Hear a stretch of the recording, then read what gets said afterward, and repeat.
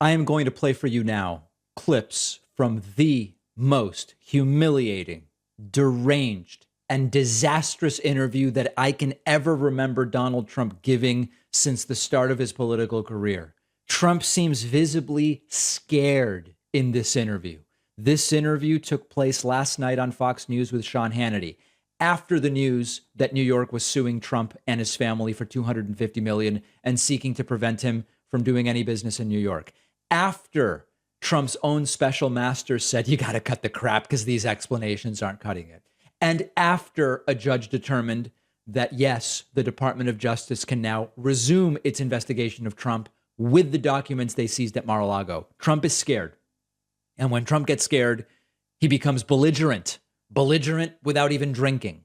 Let's get right into this. Trump missing from Fox News for a while, allowed back on.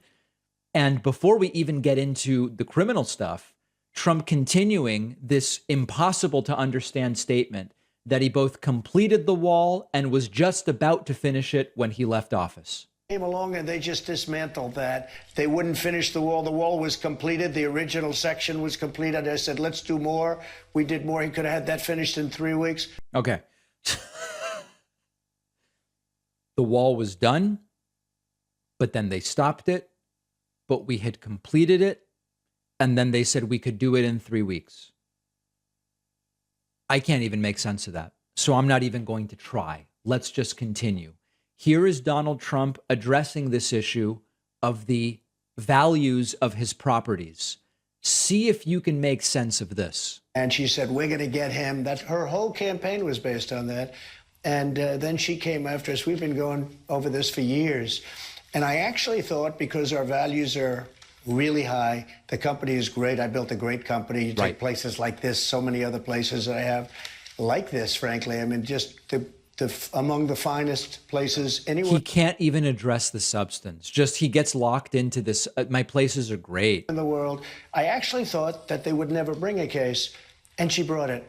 And the reason I thought, because she didn't have a case, I was of the impression she wanted to settle. But I had a problem, because how do you pay something, even if it's a small amount of money, if you're not guilty? This was. He thought she was going to just. I mean, it's completely unintelligible, folks. I thought we were just going to settle with her instead. But also, how do you do guilty when you didn't do anything wrong? But why were you expecting to settle then? But what are you talking about? It doesn't make any sense. This continues to just get worse and worse. Trump unable to answer any question directly. Asked by Sean Hannity, were you actually the one filling out the loan applications? I don't think Trump even answers that question. I go back to Letitia James. Did you ever in your life fill out a loan application running the Trump organization? Well, you know, we make loans, but I have very little debt. Oh, the question was, do you fill out the applications? Here's what I want to tell you what you Sean, said today. I might add one thing. They've demeaned me for years with this stuff, and now they find out I have very little debt.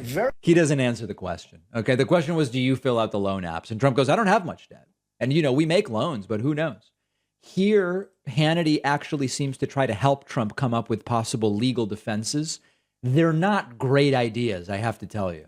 I was told that in your financial statements, when you make a loan application, and you can confirm it if you know this or not know this, do you put in a caveat that actually says these are our valuations? Yeah. Because I don't know a lending institution, a bank, a financial institution that would lend money to anybody and just go by the borrower's estimation, evaluation of a particular property. So if you're buying a $100 million property and you're putting X, Y, and Z up for leverage, you estimate its value at this, they estimate it at this. Right. Don't they have a fiduciary responsibility before they give you that amount of money? So what they do, determine what the value is? First of all, these are banks that have the best law firms in the world, the biggest and best and most powerful. They do their own work. They don't rely on us. But what they do is we have a disclaimer, and we put together. So understand the subterfuge.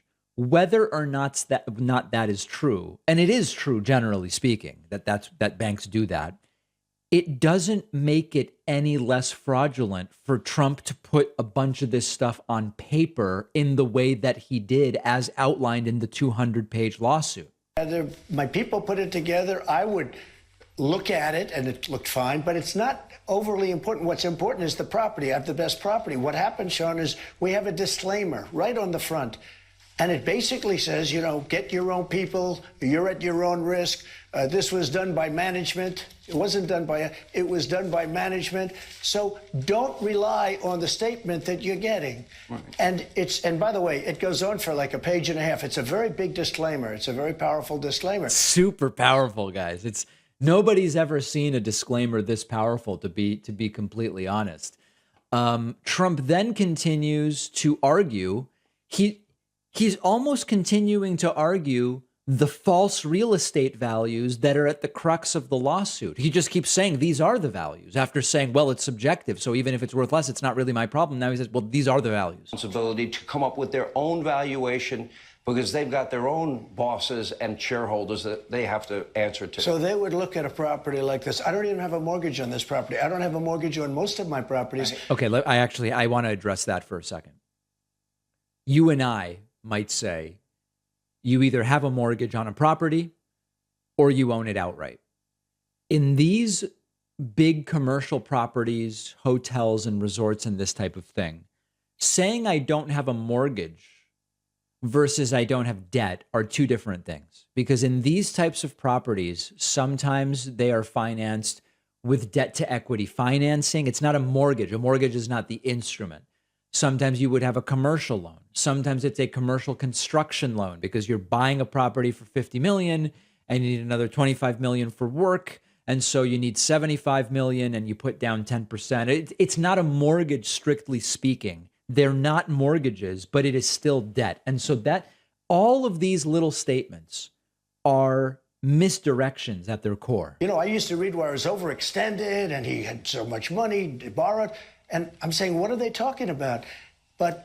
And actually, the one good thing is people see what a great company I built. I built a great company, a powerful company. Dude, you're getting sued for lying, and he's talking about his company. A company that's very lowly leveraged with among the best assets anywhere in the world. I mean, you look at this asset, she has this down at $75 million. I can tell you it's many times that number.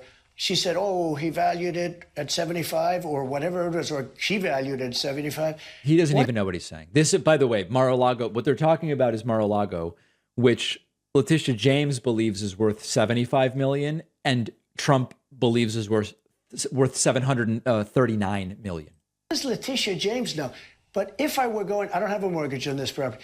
If I was going to put a mortgage on this property, the institutions are going to be coming over. They're going to go through comparable properties all over Palm Beach or whatever it is, wherever it may be, Miami.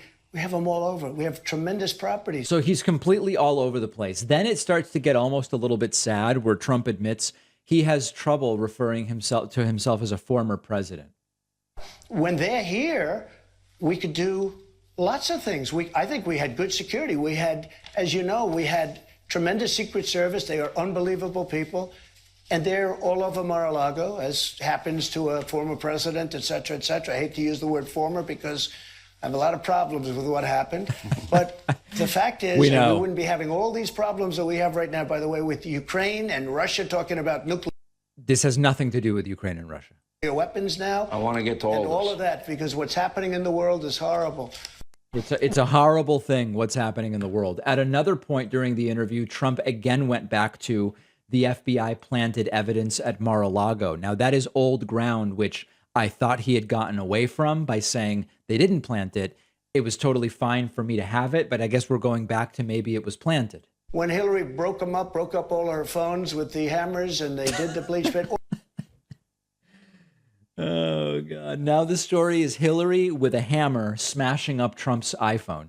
All the things that happened were incredible. Well, you could also say 33 million documents or pages with President Obama. That's very questionable. 33 million, not 33,000. Happens to be a similar number, 33 million. That's suspicious, guys. 33, a lot of 33 going on. They're fighting over them or arguing over them. The problem that you have is they go into rooms, they won't let anybody near them. They wouldn't even let them in the same building. Did they drop anything into those piles? There it is. There's the suggestion. The FBI could have dropped any of that stuff, which I, by the way, declassified. Why would you declassify the very things the FBI is planning to leave there? Then maybe the second wackiest moment of this interview, Trump says he can declassify documents telepathically by thinking about it.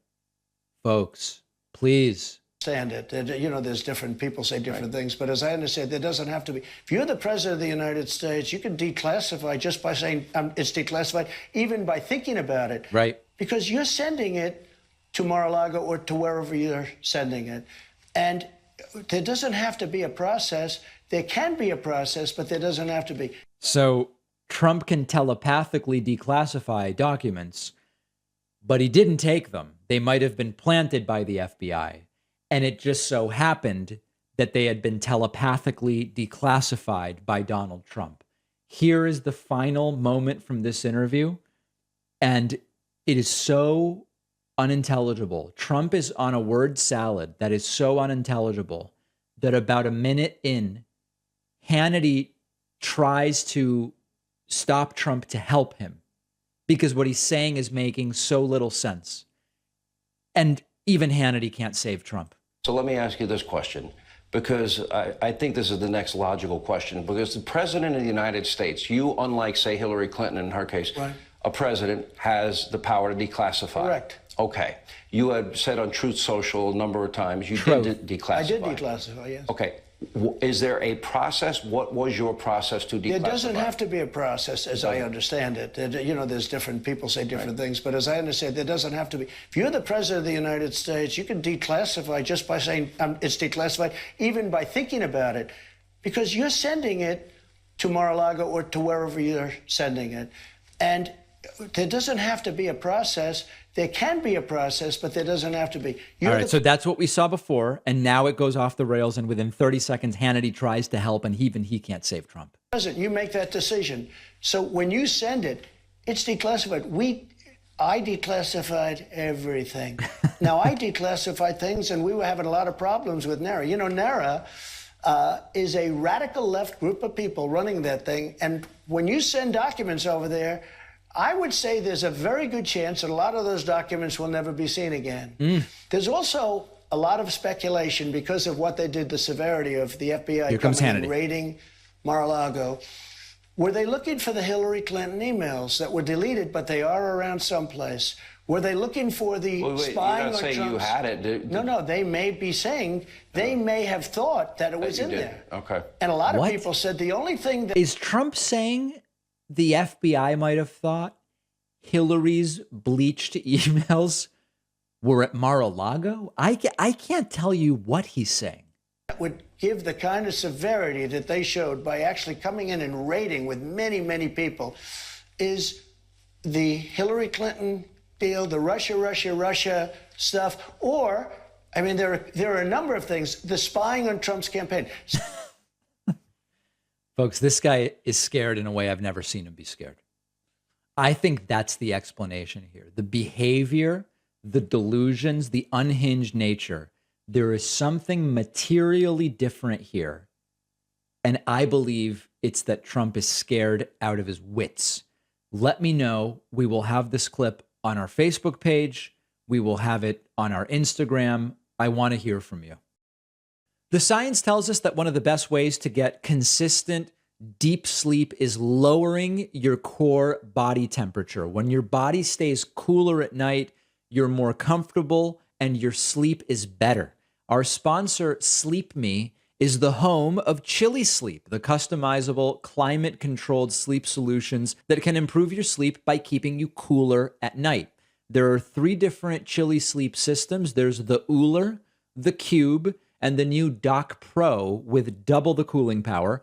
All 3 systems are water-based, temperature-controlled mattress toppers that fit over your existing mattress to provide you with your ideal sleep temperature. You can go as cool as 55 degrees. You can go really hot if you want. I keep mine at 60, beautiful temperature for me. Don't wake up hot and sweaty. Chili Sleep keeps me asleep all night. It feels great. I didn't know it was possible to love sleeping even more than I already did. Go to sleep.me/Pacman to learn more and get 25% off your new Chili Sleep system. Click the link below to start staying cool at night.